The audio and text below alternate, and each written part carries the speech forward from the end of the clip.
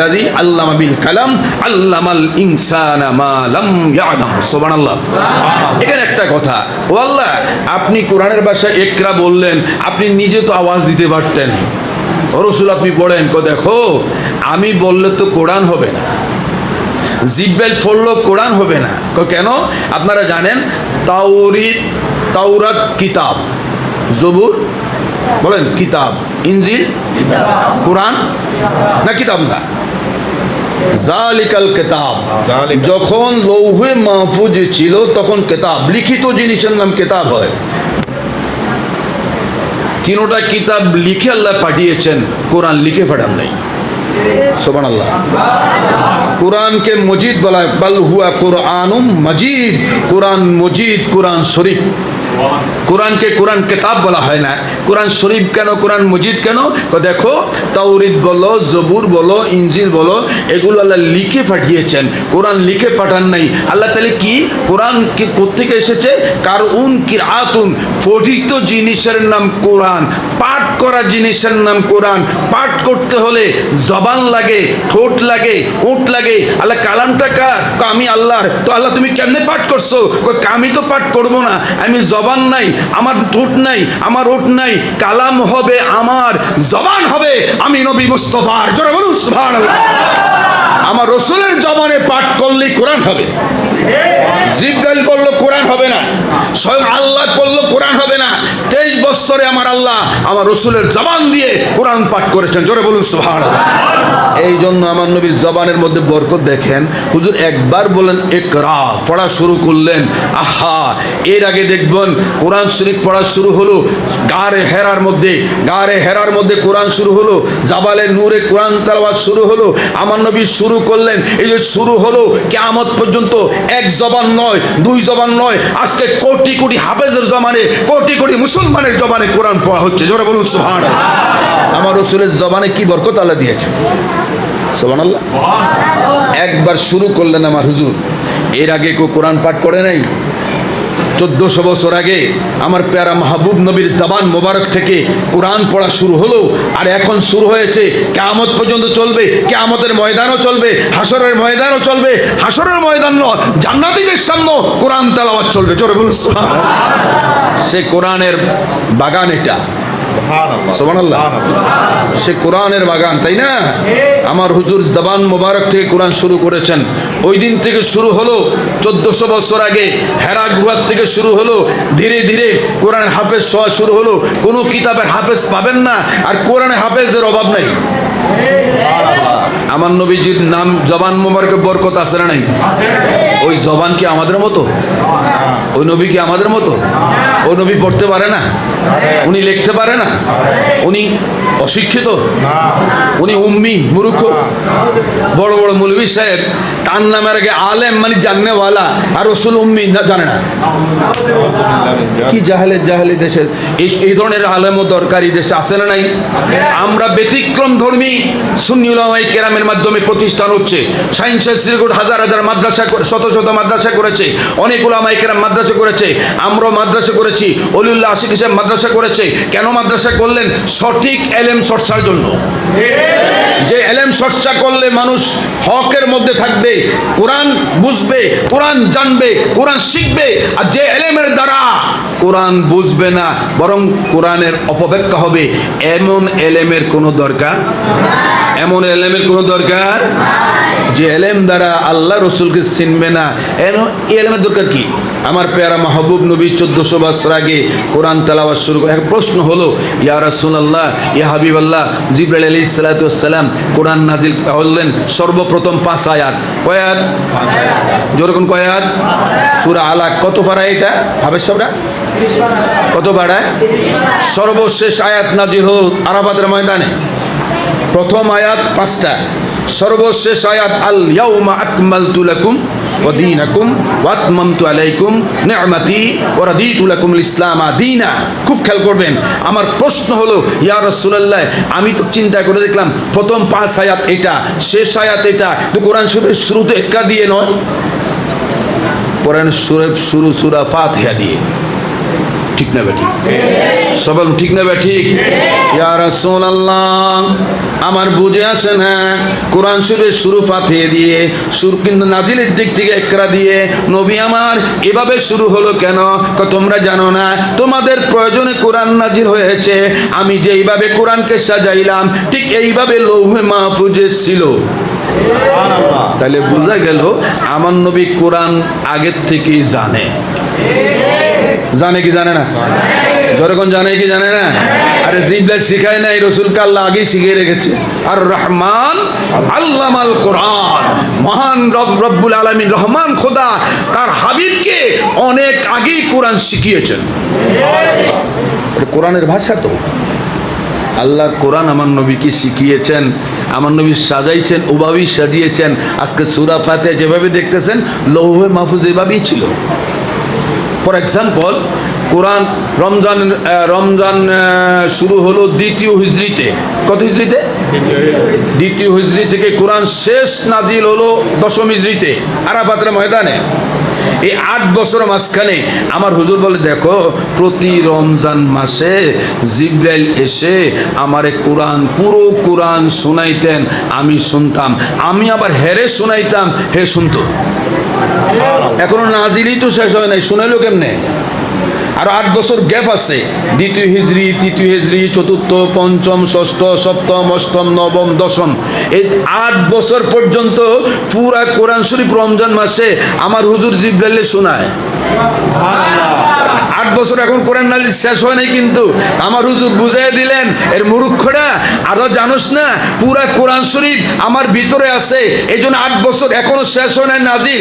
8 বছর আগের থেকেই আমি কোরআন শরীফ জিবরাইলে শোনাইতে পারি। আমার নবী সব কিছু আগের থেকে জানে কি জানে না? জানে কি জানে না? এই এটা রাখবেন, কিন্তু হক এবং বাতিলের সাথে এখানেই দ্বন্দ্ব, সত্য এবং মিথ্যার সাথে এখানেই দ্বন্দ্ব। সঠিক এলেম, আমার ওস্তাদ আল্লামা জলিল হুজুর বলতেন, একজন হলো আলেমে দিন, আরেকজন আলেমে বেদিন।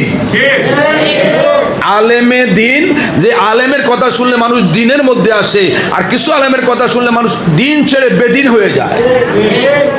আমরা আমাদের মৌলানা হাফেজ ফারুক, মৌলানা জাহিদ সহ এই সুন্দর একটা কোরআনের বাগান বানিয়েছে। আমরা এই কোরআনের বাগানের মধ্যে এসেছি, আমরা আল্লাহ যেন আমাদের সবাইকে একটু কোরআন বোঝার তৌফিক দান করে। সবাই কোন আমিন, আরো জোরে কোন আমিন। আমরা লম্বা চড়া, আমি একটু আর যাবো, একটু তাড়াতাড়ি করছি। আমি ছাত্রদেরকে বলবো, কোরআন শরীফ যখন তোমরা পড়বে মনে রাখবা, কোরআন হচ্ছে আমার নবীর জন্য হাদিয়া। দিয়েছেন কে? দিয়েছেন কে? দিয়েছেন কে? হুদাল্লিল মুত্তাকিন, হুদাল্লিন নাস, মানুষের হেদায়েতের জন্য, মুত্তাকির হেদায়েতের জন্য, নবীর জন্য না। নবীরা হাদি হয়েই আসেন, ওনারা হেদায়েত নিয়ে আসেন। সুবহানাল্লাহ। একজন এই মাদ্রাসা একজন টিচার, হেফজখানার টিচারি করবে, কোরআনের টিচারি করবে, হাদিসের টিচারি করবে, সে আগে বাগেই কোরআন শিখে এসেছে, হাদিস শিখে এসেছে, এখানে টিচিং দিতে আসছে, এখন শিখে নাই, আগেই শিখছে। আল্লাহ রসুল বলে, বুইস্তু মুআল্লিমান, আমি ওস্তাদ হয়ে এসেছি। যিনি ওস্তাদ হয়ে এসেছে উনি আগের থেকেই শিখে এসেছে। বুঝতে হবে এগুলো। আল্লাহ রসুল সাল্লাল্লাহু আলাইহি ওয়াসাল্লাম কোরআন শিখানোর জন্য আমাদেরকে এসেছেন। আল্লাহ রসুল সাল্লাল্লাহু আলাইহি ওয়াসাল্লাম আমাদেরকে কোরআন শিখাবেন। এই কোরআন নাজিল হয়েছে আমার নবীর উপরে, ঠিক না ভাই? তো কোরআন হচ্ছে হাদিয়া, নবী হচ্ছে হাদিয়ার মালিক। সুবহানাল্লাহ। আরো জোরে কোন না? ওনাকে সব আলেমরা স্বীকার করবে, ওনার নাম সাহেবে কোরআন। সাহেবে কোরআন। কোরআন হচ্ছে হাদিয়া, নবী হচ্ছে হাদিয়ার মালিক। খেয়াল করেন, হাদিয়া যেই মাসে নাজিল হয় তার নাম হয় রমজান মাস। হাদিয়া যেই রাত্রে নাজিল হয় তার নাম লাইলাতুল কদর। জাহিরি ভাবে অঙ্গ প্রত্যঙ্গের দাম অনেক বেশি, চোখের দাম বেশি, কানের দাম বেশি, জবানের দাম বেশি, হাতের দাম বেশি, পায়ের দাম বেশি, কিন্তু হাকিকতে রুহের দাম সবচেয়ে বেশি। ঠিক না ভাই? রুহ কিন্তু দেখা যায় না, রুহের কোনো তুলনাই হয় না। হাকিকতে রুহু ছাড়া এগুলি অচল। জাহিরি ভাবে কোরআন নাজিলের কারণে রমজান মাস শ্রেষ্ঠ, হাকিকতে সাহেবে কোরআন রবিউল আউয়াল মাসে নাজিল হওয়ার কারণে রবিউল আউয়াল মাস রুহের মতো আরো বড় শ্রেষ্ঠ। জাহিরি ভাবে কোরআন নাজিল হয়েছে যেই রাত্র, ওই রাত্রের দাম লাইলাতুল কদর হাজার মাসের চেয়েও দাম বেশি। হাকিকতে রূহ হিসাবে রসূল যখন নাজিল হলেন, এই জমিনের মধ্যে আগমন করলেন, ওই রাত্রের দাম হাজার হাজার লাইলাতুল কদরের চেয়ে বেশি। এটা হলো ঈমান। এটা কি? যখন এটা কি? আরো যখন এটা কি? আমার পেয়ারা মাহবুব নবী সাল্লাল্লাহু আলাইহি সাল্লাম যে কোরআন নিয়ে এসেছেন, আপনার যদি সাহেবে কোরআনের তাজিম করতে পারেন, তাহলে কোরআন আপনাকে হেদায়েত দিবে। কোরআনের তাজিম করছি আমরা, মুখের মধ্যে লাগাচ্ছি, চুমু দিচ্ছি, বুকে লাগাচ্ছি, উপরে সাজিয়ে রাখছি, এরে কোরআন তুই এত দামি কেন? তাওরাত কিতাব, আল্লাহর কিতাব, সেটার দাম আসেনি? আছে তো। জবুর আছে, ইনজিল আছে, কোরআন আছে, তো সবগুলো সমান হওয়ার কথা। এটার দাম কেন? এটার দাম তৌরিতের মতো না, এটার দাম হয়েছে রহমাতুল লিল আলামিনের কারণে। আমরা যদি বুঝতাম তাহলে ঝগড়া করতাম না। আমরা উলামায়ে কেরাম তো বুঝি না, কোরআন না বুঝার কারণে আমরা খুব ফিতনা সৃষ্টি করছি। আমি অনুরোধ করব আমাদের ছাত্ররা, আল্লাহর মেহেরবানিতে যদি এই সঠিক ব্যাখ্যা, সঠিক কোরআন বুঝতে পারে, আমার বিশ্বাস ইনশাআল্লাহ এই দেশের সাধারণ মানুষ এমনি নবীর পাগল, ঠিক না বেঠিক? এমনি নবীজির আশেকেরা হবে না কেন? হতে তো হবেই।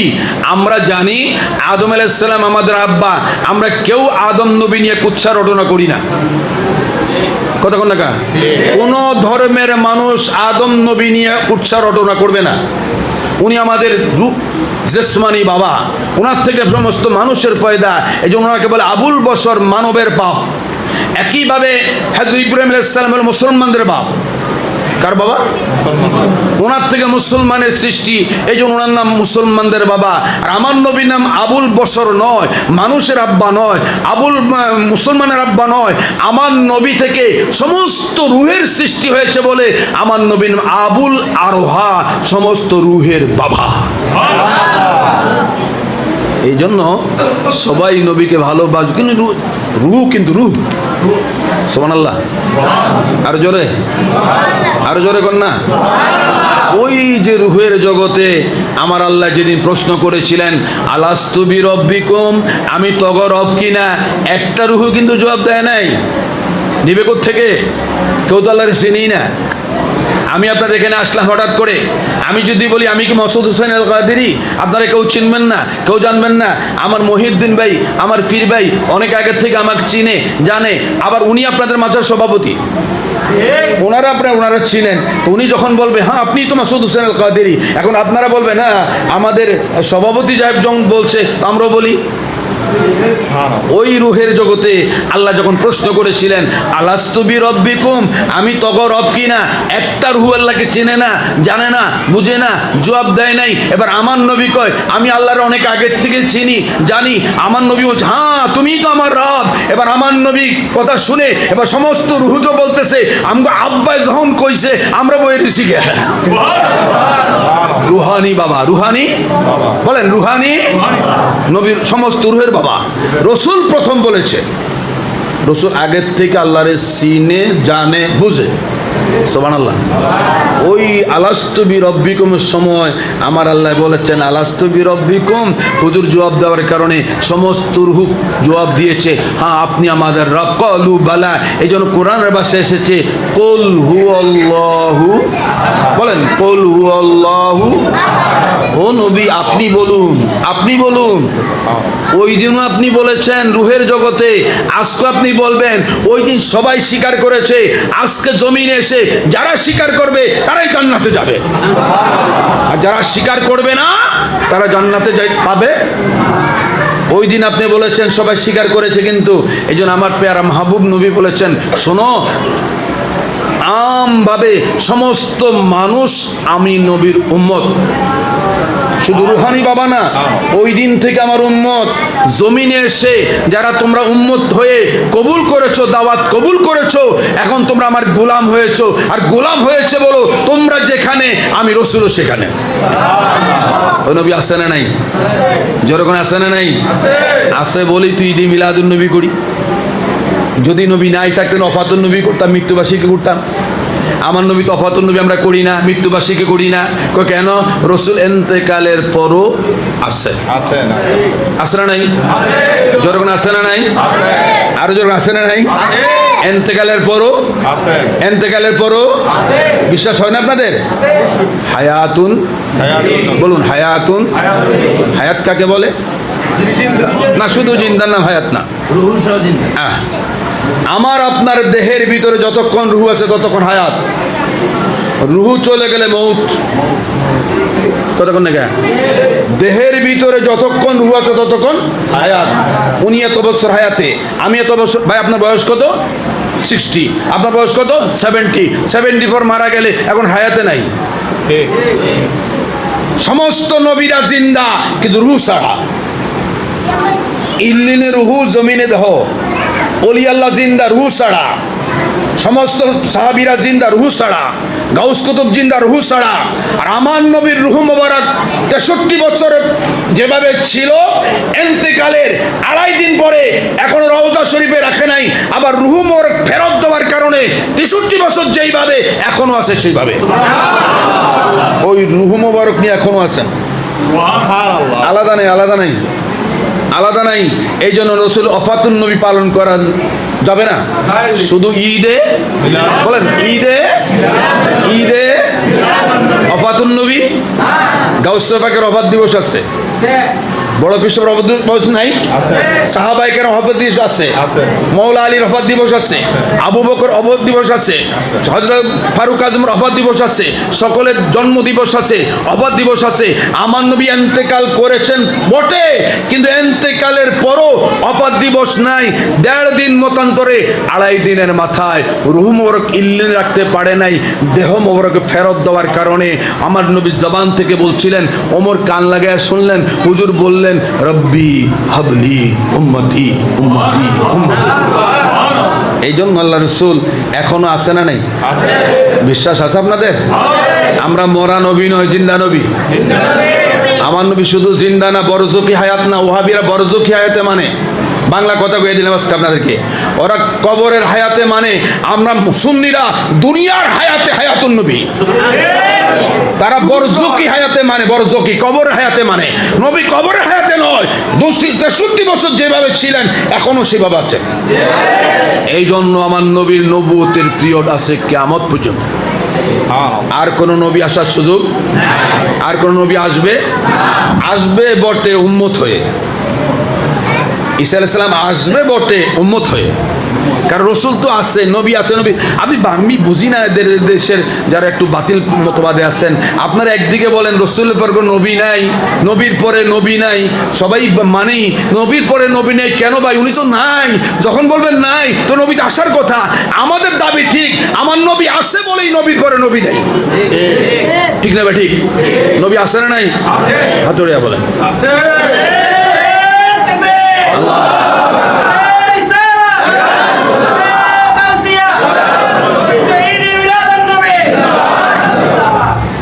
দেখেন, আমি কিছু উপমা দিচ্ছি বোঝার জন্য।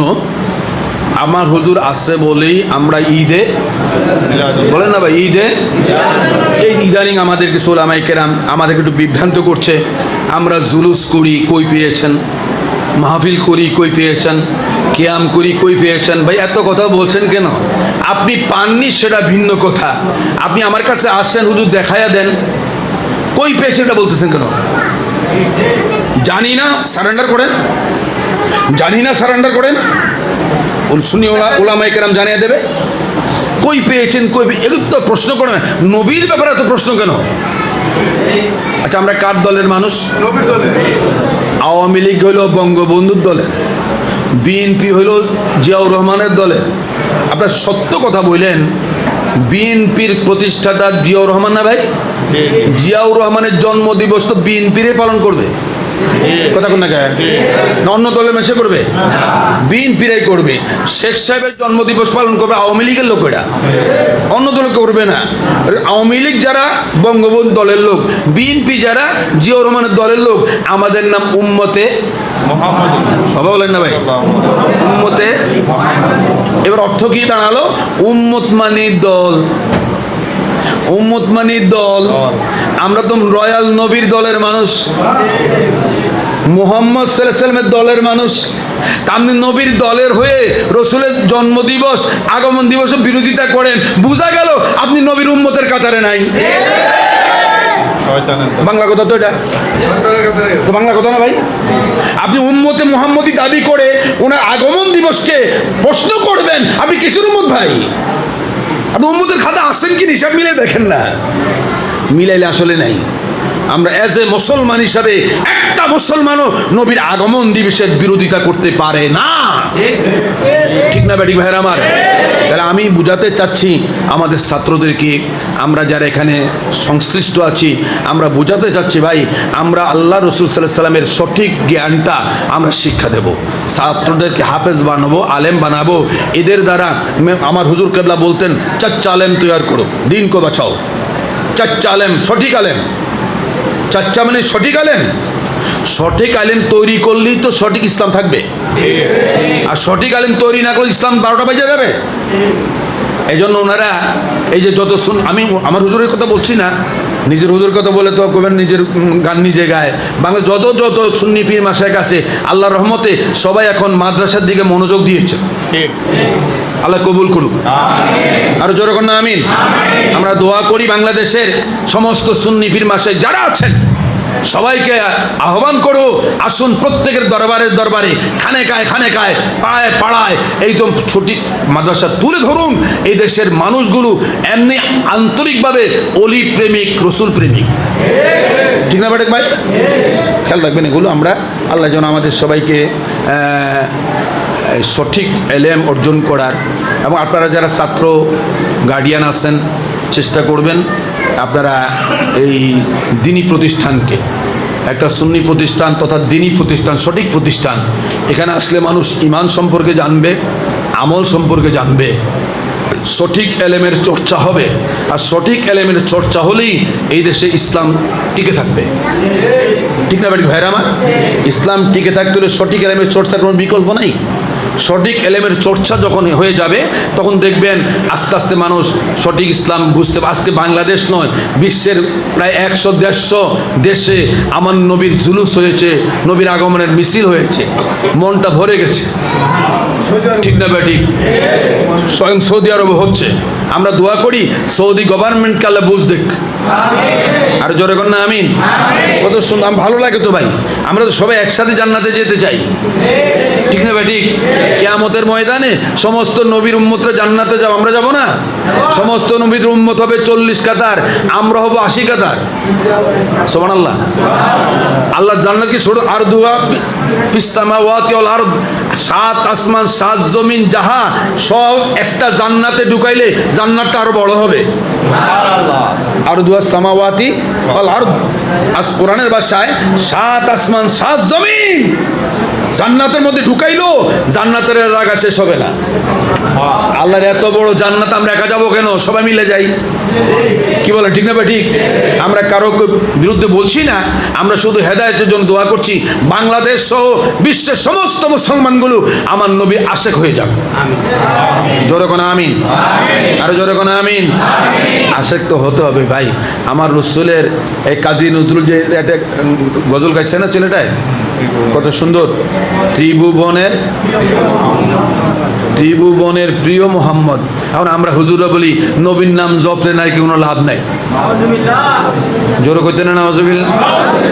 নবীর নাম জপন ছাড়া না, নবীর নাম জপন ছাড়া আজান আছে কথা কন না কান্দারা? কেমন জাহেল মৌলবী রে ভাই। নবীর নাম জপলে বলে কোনো লাভ নাই, তা আজানের মধ্যে তো নবীর নাম আছে। আশহাদু আন্না, আমাদের মধ্যে আসেনি? কলমার মধ্যে আসেনি? একামতে আসেনি? তাই কি করলো এটা? নবীর নামে জপলেও লাভ নাই, তাজানও নাই, একামত নামাজের মধ্যে তো আছে নাই ভাই? আসসালামু আলাইকা আছে না নাই? এদেরকে আপনার মুফতি বলবেন? এরা তো মানুষকে বিভ্রান্ত করে ভাই। এরা কার এজেন্সি নিয়ে এসেছে, কার এজেন্সি এনে এই দেশের মানুষকে ট্যাবলেট খাওয়াইতে চায়, একটু বুঝার বিষয় আছে বাবারা।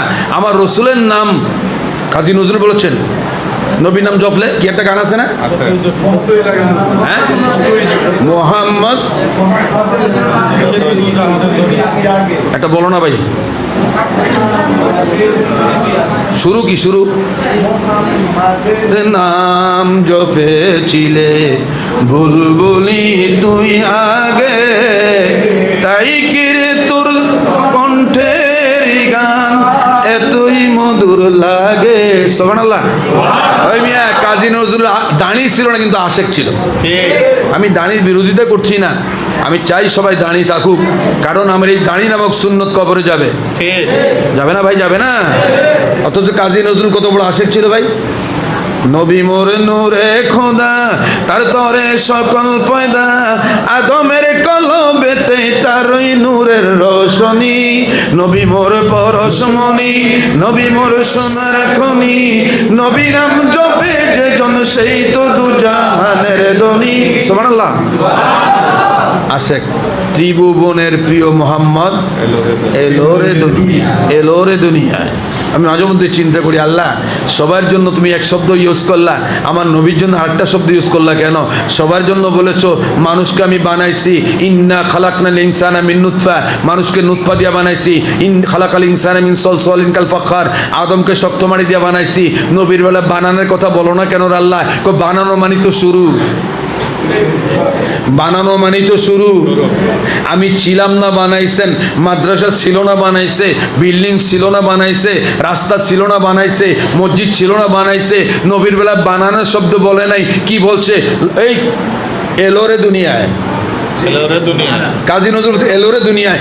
আল্লাহ সেই কথা বলছে, লাকাদ জাআকুম রাসূল, এই মাত্র তোদের কাছে এক মহান রসুল শুভাগমন করেছেন।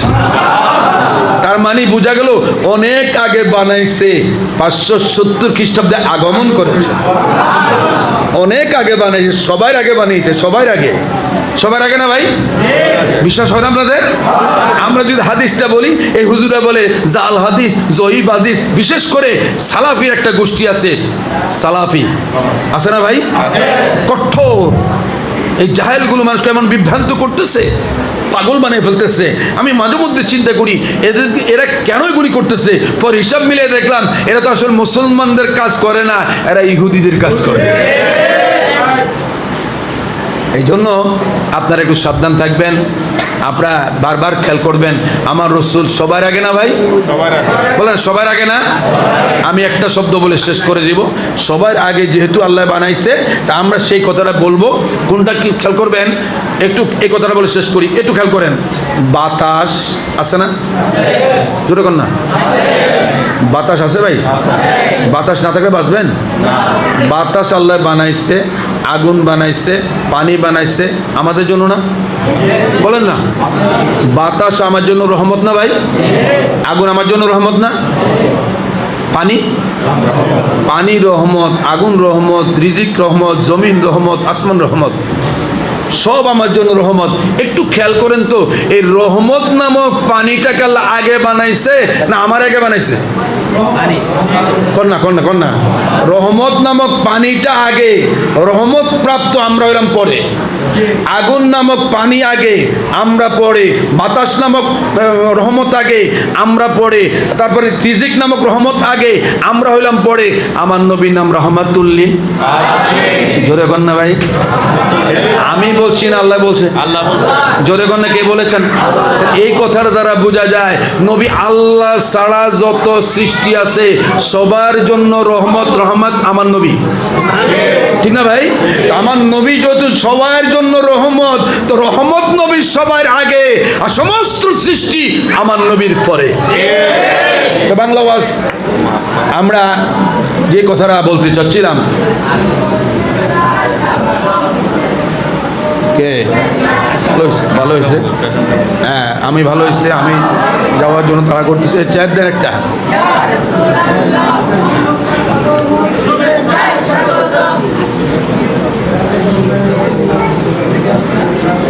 আমরা সবাই বলি মারহাবা, আরো জোরে বলি মারহাবা। আমি আমাদের আজকের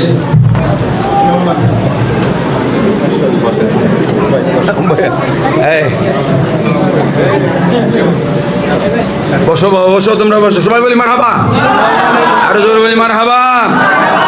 আমাদের ঐতিহ্যবাহী কাদিরিয়া তৈয়বা আলিয়া কামিল মাদ্রাসার সুযোগ্য উপাধ্যক্ষ আল্লামা আবুল কাসেম মোহাম্মদ ফজলুল হক সাহেব আমাদের মাঝে তশরিফ এনেছেন।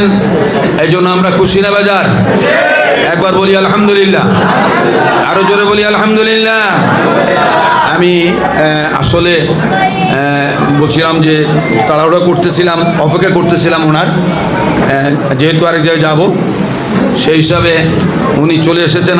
আমি ব্যক্তিগতভাবে খুশি। তো আমি যে কথাটা বলতেছিলাম, আমরা হক্কানে আলেম তৈরি করবার জন্য, হাফেজ তৈরি করবার জন্য এই দ্বীনি প্রতিষ্ঠান দাঁড় করানো হয়েছে। জুন্নুরাইন ইন্টারন্যাশনাল মাদ্রাসা আমাদের ছোট ভাইয়েরা করেছে। আমি আপনাদের সকলকে বলবো, আপনারা সার্বিকভাবে এই প্রতিষ্ঠানগুলোর সহযোগিতা করবেন। আমারটা গোড়ান টেম্পু স্ট্যান্ডে আছে পাশেই, আরও যে সুন্নি রেলওয়ে হাফিজিয়া সুন্নিয়া মাদ্রাসা আছে, এদিকে আমার হুজুর কেবলার ত্রিমোহনী তাহেরিয়া কমপ্লেক্স আছে। এই যে সুন্নি প্রতিষ্ঠানগুলো আশেপাশে যেগুলো আছে, আমরা সবাই এই প্রতিষ্ঠানগুলোকে ছাত্র দিয়ে সহযোগিতা করে প্রতিষ্ঠানগুলো আমরা দাঁড় করাবো। আল্লাহ যেন আমাদের সবাইকে এই সুন্নিয়তের মাদ্রাসাগুলোকে সহযোগিতা করার তৌফিক দান করে। আরো জোরে বলি আমিন।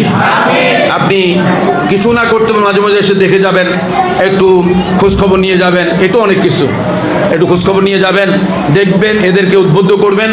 এরা ছোট মানুষ শুরু করেছে, আমরা দোয়া করি দিন দিন এই আমাদের এই সঠিক মাদ্রাসাগুলোকে, দ্বীনি প্রতিষ্ঠানগুলো সঠিক দিন চর্চার জন্য এই প্রতিষ্ঠানগুলো দিন দিন আরও ব্যাপকভাবে প্রতিষ্ঠিত হোক, এই কামনা করছি।